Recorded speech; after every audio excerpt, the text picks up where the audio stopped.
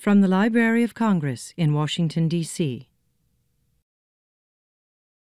Many of you probably already know and love author-illustrator Mike Curato for his beautifully illustrated Little Elliot books about the adventures of a polka-dotted elephant. All the Way to Havana, Mike Curato's newest book with author Margarita Engle, follows a young Cuban boy on a road trip with his family. All the Way to Havana just came out this past week. After his talk, you can say hi to Mike and have him sign your book from 12:30 to 1:30 p.m. in the book signing area. So without further ado, let's put our hands together and give a warm welcome to Mike Curato. Thanks. Hi, everyone. Hi. How are you doing? Good, yeah? You want to go on a road trip today? This is nice because you just get to sit inside and go on a road trip, right?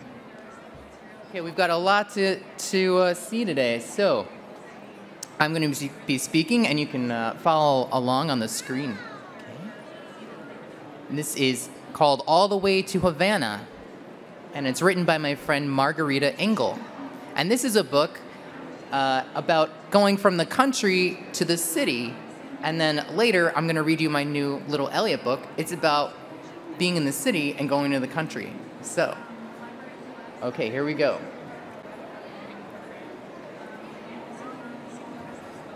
Here are the end papers here. See all these old cars? They're old American cars. And in Cuba, they have a lot of them there. And you can see a whole bunch of different types here on the end papers.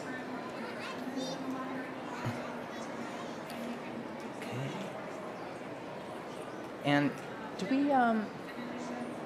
we actually have a copy of the book with us? No? Okay. All right.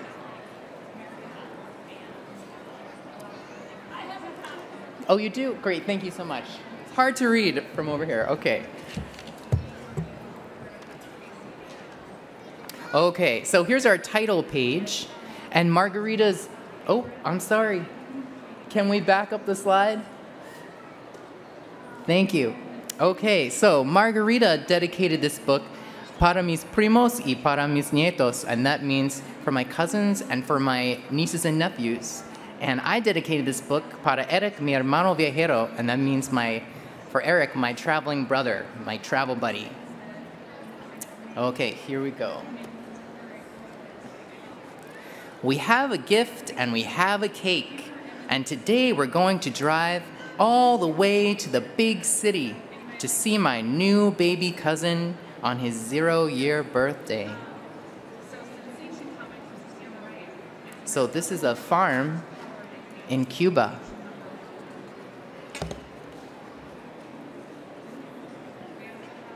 Some of this island's old cars purr like kittens, but ours is so tired that she just chatters like a busy chicken. Kata kata, kata kata, cluck cluck cluck. Today, kata kata sounds like a tiny baby chick. Pew pew pew pew. Papa opens the trunk and lets me hand him the heavy toolbox. Then he raises the hood to show me all the rattling parts that have been fixed with wire, tape, and mixed up scraps of dented metal. See that on the right there? That's the engine inside the car.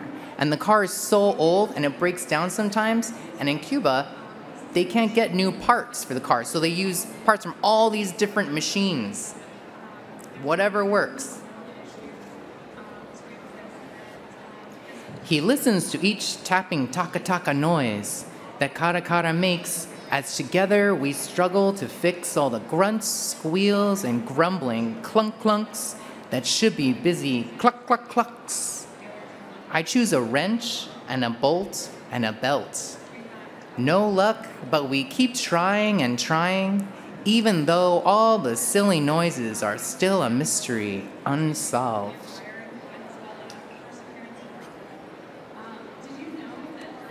We don't give up. We experiment. We invent. A twist here, a tightening there. Move this, hold that. Try one way, then the other. Until finally, After discouraging minutes that feel like endless hours, Kara Kara once again begins to sound like a chattering hen.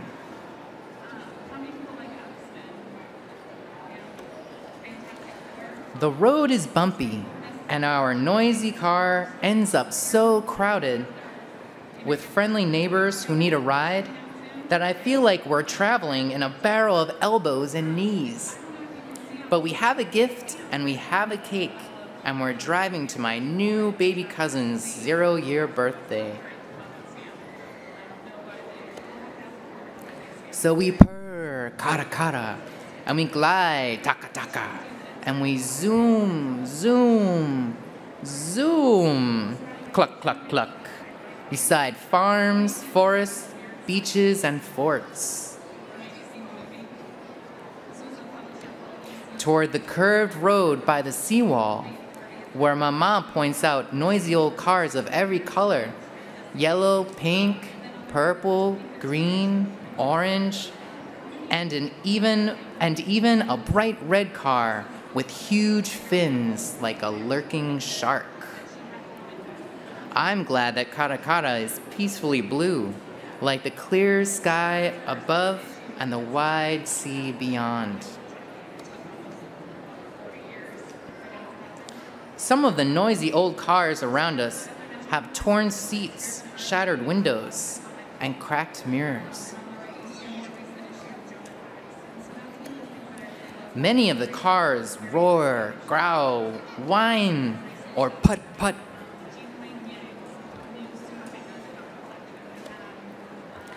But most just honk, honk, honk as they glide bumpity-bump on potholed city streets,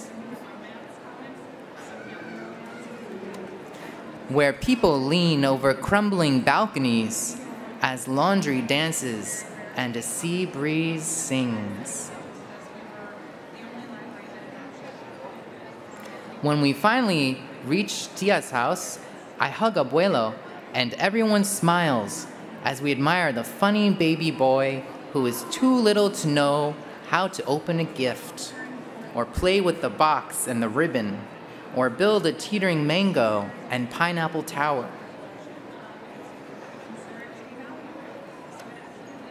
After lunch, cake, music, and a happy birthday fiesta, I need a quiet siesta. But when I wake up, I discover that it's already time to start driving home. So we zoom and bump all the way back to our little village, where we will soon have a chance to kara kara, taka taka, pio pio, clunk, sleep.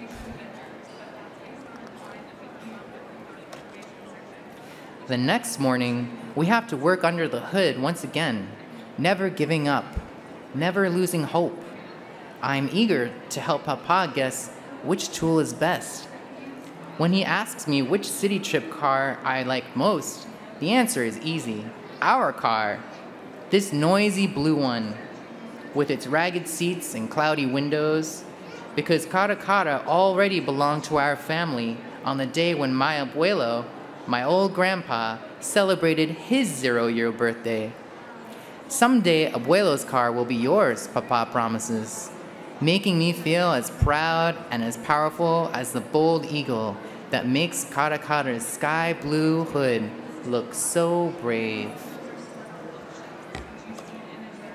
So, that's Margarita and my story. And at the end of the book, thank you. Thanks. And at the end of the book, we each wrote a little note kind of explaining more about why Cuba has all these cars. I wrote about going there and doing research for this book, which I want to show you a little bit of now. Okay, so here's our book's journey, right? Our book went on a long road trip. Here's our editor, Laura Godwin. She had a bright idea. She's like, I think this should be a book. So she told Margarita and me, hey, why don't you two make it for me? And we said, sure. So there's Margarita, and she started out by writing the story. And then I get the story. And so Margarita She grew up spending half of her time in Cuba and half of her time in the States. But I'm not Cuban, and I'd never been there, so I thought it was important for me to find out what it's like there so I can make a really good story. And see that circle down there? There's Cuba, just south of Florida there. So I went all the way down there with my friend Eric, who was my translator. There we are. And there's the real Caracara. She's real. We took a road trip. Here are some photos that I took all over Cuba, right? So they helped me make my drawings. And here's where it all starts. I start with these really messy, sloppy drawings, right? What is all that? It's just a bunch of scratches, right? But I'm just thinking about different compositions, about like how each page will look maybe. And this one's getting a little bit better. And then I take a bunch of my photos and I paste them together in Photoshop. And then I make my drawing while I'm looking at those photographs. And then here comes the color. So, some of the color is digital, and then some of it is paint that I scan in, and some of it comes from the photographs that I took so that I could get the textures from all the buildings and the roads and the cars. Oh, there's the sky. And this building here, that's the Flatiron Building in New York City. That is where our publisher is. Just to remind us that even though Margarita wrote it and I illustrated it, it takes a lot of people to make one book, a whole lot of people. And that's where they work, in that weird triangle building. Okay, so we don't have a lot of time left, but I'm gonna read Fall Friends and then we're gonna do some drawing together, okay? Okay. So this is my other book. This is the book about going from the city to the country. Does anyone here know Little Elliot? Anyone? I see a few people. All right. So he's my buddy, and Mouse is Elliot's buddy. And they're going on a fall trip together. Okay. So, Little Elliot and his best friend Mouse love living in the big city. But sometimes the city was too dirty, too loud, and too busy. "We need a vacation," said Mouse. This is my worst nightmare here on the right page. Gotta be very careful walking your cupcakes home, otherwise birds might descend upon you.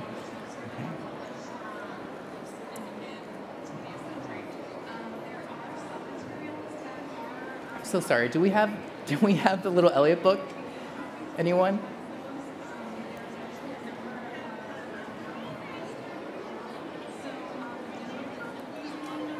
No? Okay.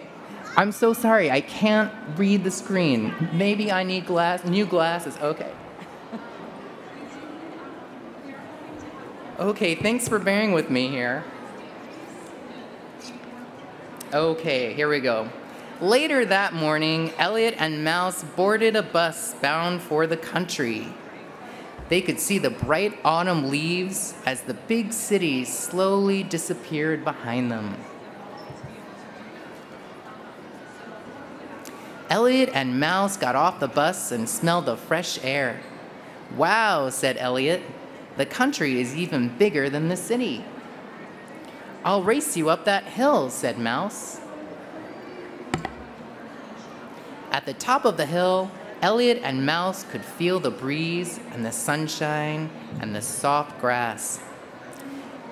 Oh, there we go. Neither spoke for a long time. Then Elliot's stomach growled. "I am getting hungry," he said. "Looks like there are some apple trees down there," said Mouse. "The country is delicious," said Elliot. "And fun," said Mouse. "Let's play hide and seek." First, Mouse found Elliot hiding in a hollow log. Then Elliot found Mouse hiding in a pumpkin patch.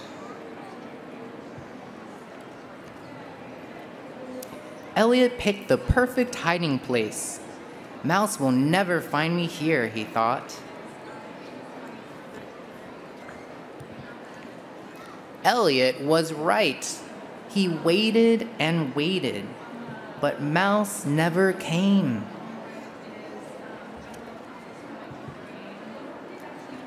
Where could Mouse be, Elliot thought. Everything was still, very still. Suddenly, Elliot smelled something delicious.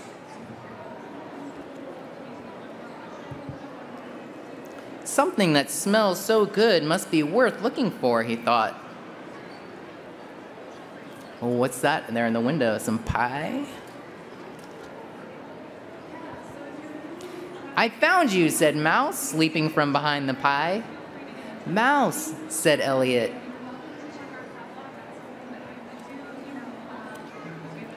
When I couldn't find you, my new friends and I baked a pie, said Mouse. I told them you would follow your nose. Nobody knows me better, said Elliot. Later, they all gathered for a fall feast. To new friends, said Mouse. And to new treats, said Elliot. That night, Elliot and Mouse nestled into the hay and took turns naming the stars until they both fell fast asleep. The end. Hey, thank you. Okay, so now I thought it'd be fun if we could maybe draw our own little Elliot story together. Okay? Hi. So what I'm gonna do is I'm gonna start out, I'm gonna write a sentence here. I'm gonna show you how I draw Elliot, and then you can tell me what I need to draw in the background to go along with our story, okay? All right.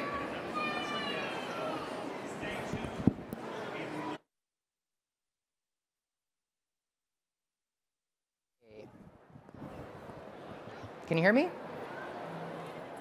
Yeah? Okay. All right, so what should Elliot do today? What do you think? How about little Elliot read a book? All right, here we go. Here's how I draw Elliot. Let's see, here's an ear. And there's his trunk, and a mouth, some eyes. There's his head. Draw an arm here. We'll draw our book. Okay. This is other hand. Some pages. There's legs. And a tail. There's our guy. Okay, thanks. All right, so what else? What else should I draw? Who is Elliot gonna read a book to? Who do you think? Mouse, yeah. Here's Mouse.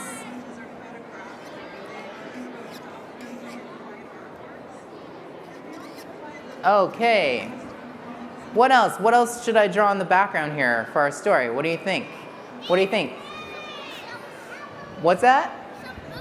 Some bookshelves. Oh, yeah, maybe they're in a library? Yeah? All right. Maybe they're sitting in the Library of Congress? Just reading a few giant books? Here's a really big bookshelf here.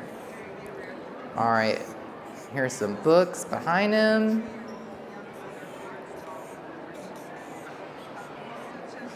Okay. All right, so you got the idea. Okay, I think we've got time for maybe one or two more. All right, so what do you think? What else should Elliot do today? What do you think?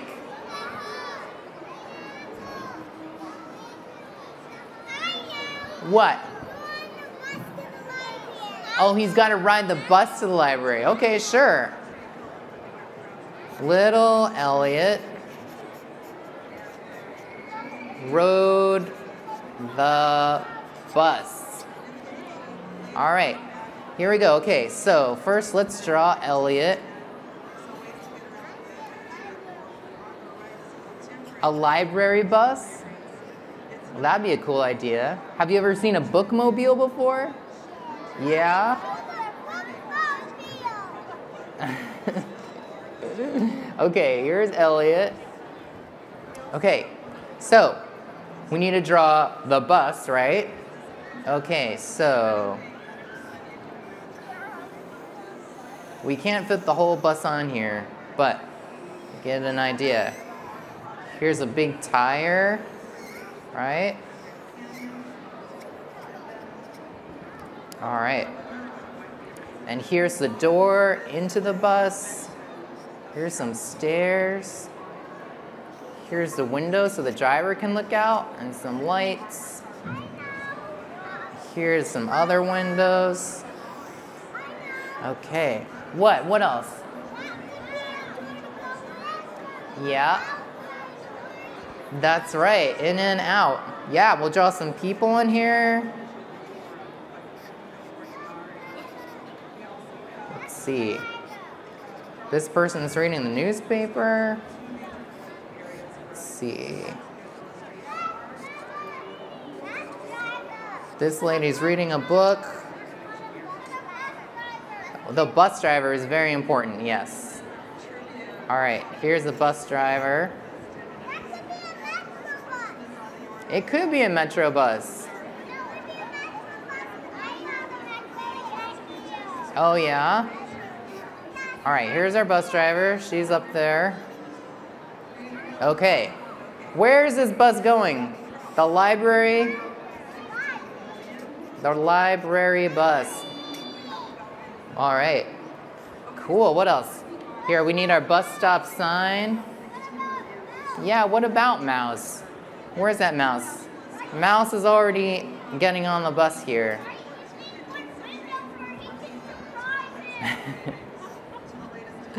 All right, great. Okay, we've got 2 more minutes. We'll do a really fast one. Thank you. All right, any more ideas? What do you think? Real quick. The playground? Okay, yeah. Elliot went to the playground. And what did he do at the playground? He went on the swings. All right. Here comes Elliot on the swings. We got 1 more minute. All right. Now, let's see. All right, there's his arm. We gotta hurry. We're running out of time. There's another arm. There's the swing. All right, and where's Mouse? Where's Mouse? Mouse went on a swing too. There's a swing. Where's Mouse? Mouse is airborne. That's what I tried to do as a kid every day on the playground. I never succeeded, but Mouse fulfilled all my dreams. Thank you so much, everyone. You've been awesome. Have a great weekend. This has been a presentation of the Library of Congress. Visit us at loc.gov.